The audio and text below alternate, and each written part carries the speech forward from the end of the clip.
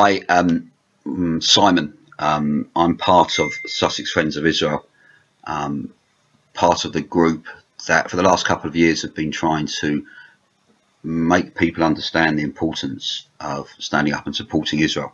And never has there been a better time, maybe, or a more important time for you to do that.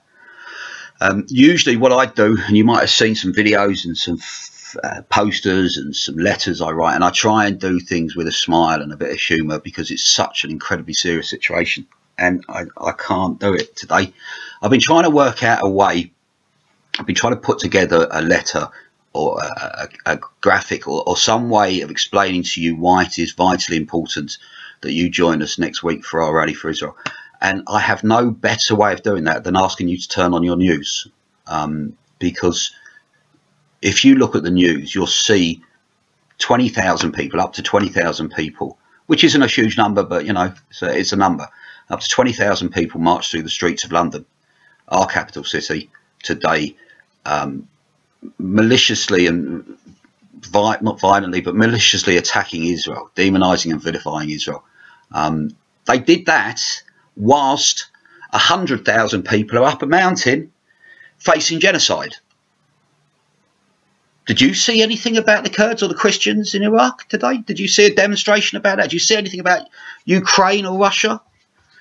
No, because there wasn't one. You didn't miss it. There wasn't one. These people who took 2 or 3 hours out of their day want to attack the only democracy in the Middle East, and that's Israel. They're not interested in anything else. So I'm going to tell you what I think, and you have to draw your own conclusions. My personal view is that a lot of them are anti-Semites because they don't give me any other reason to think different. Why are they only marching against Israel? Why would you only do that? What makes you think that we're not going to think you're anti-Semites when all you do is attack Israel? And it was horrendous. It was absolutely disgusting. And you know, we're facing troubles now, and we're having a rally next week in Brighton. And it's not perfect. We wanted it in London. It needs to be in London. But for circumstances which are beyond our control, and trust me, you know, we tried, it's going to be in Brighton. And it's going to be in Brighton next Sunday. And we need you to come down. Because we need people now. Letter writing, you know, we'll write some letters. It hasn't done us the world of good so far because there were still 20,000 people out on the streets of London today. But yeah, I write some letters.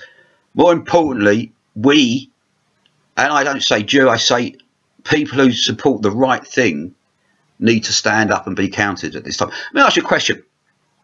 What is it going to take for you to do something? At which point will you say, this does affect me, this does affect my family, it does affect my grandchildren and my great-grandchildren? What do you need to see to make you do that?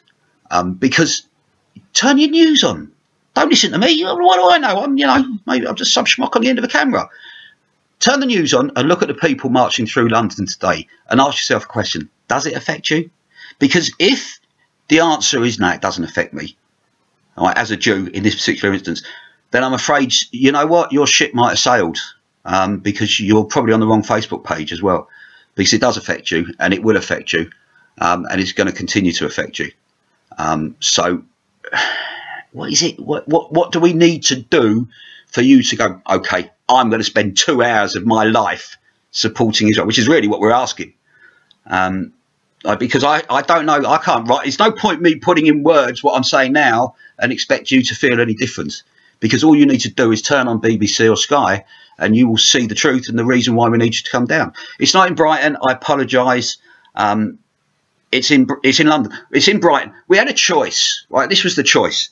We knew there was going to be a big demonstration today, and there's been pretty much on a daily basis demonstrations against Israel. So the choice was do nothing or do something. So those of you who think doing nothing was the best option, again, maybe the wrong Facebook page for you. I'm sorry, it's got to be said now, because at this time, you know, it's got to be said. We can't keep putting this out longer and longer and waiting for something to happen. We have to do something. And in my view, that doing something is just coming out on a street, waving a flag and showing that you support Israel. And it's not just for you, it's for your kids and your grandkids. These people hate you. They hate you. They hate your life. They hate your religion. They hate the way you live. Because that's the only explanation I can gather from what happened today. And it's not funny. It's not funny. It's not funny, and it's not something we can ignore any longer. Why should I, the people who stand with us on a regular basis, do what you should be doing? Why is that? Why do we need to be making a stand whilst you're at home watching television? It's not. I haven't got kids. If I had kids, I'd be even more reason for me to be out. But I haven't got children. But you may have. So why are we standing up for your kids and their future when you're not doing anything? Why am I, or why is so many of us working so hard to create an event that we can be proud at? Because that's what we're trying to do. So honestly, we need you to come out and join us. It's not now the point we go, do it next week. No, I've got no clean underhuizen. Oh, I can't go to kids. I'm doing this. I'm doing that. I've got to go here. This one's so busy. It's not an option anymore. What is it that I need to say to try and convince you of that? We're not asking you to join us in a pitch battle. We're asking you to come down, listen to some speakers, and we got some crackers lined up, play, listen to some music, sing a little bit, wave a flag, and go home. We're even, MS, trying to get you free ice cream. All right? Watch this space. So what is so hard to do about that? Why is that such a problem? Because if we don't do it now, after what happened today, when do we start? When are you going to start? 2 years. I've earned the right to make this video. All right? I haven't been around all the time, but for the last 2 years, I've earned this right. I've earned the right to say it. And I can tell you now, what I say is fact. You know it. You do know it. You just don't want to admit it. You don't want to realise it. And I hope, in a way, that this does.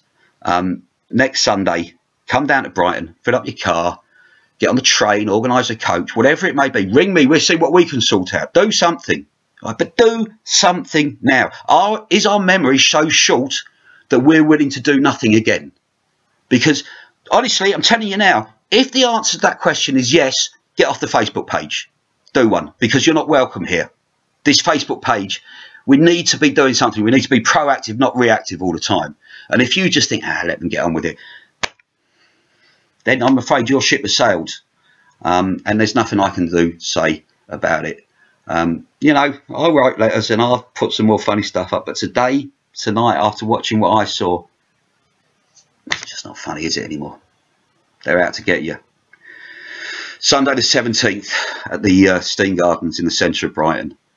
More details to follow. But in the meantime, think about it. Just maybe think about it and ask yourself, is he right?